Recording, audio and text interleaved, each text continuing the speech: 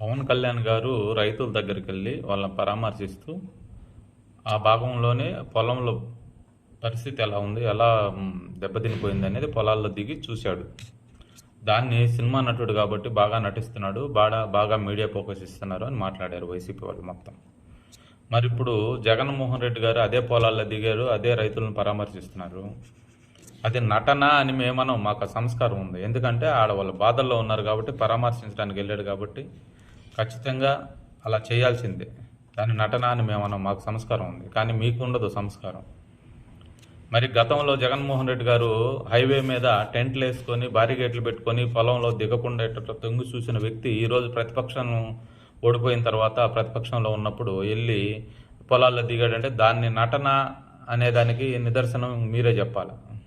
అది నటనో కాదు అనేది మీరే చెప్పాలి. అంటే అధికారంలో ఉంటే రోడ్ల మీద నుంచి తొంగి చూసేది, ప్రతిపక్షంలో ఓడిపోయిన తర్వాత పోయి పొలాల్లో దిగి చూసేది.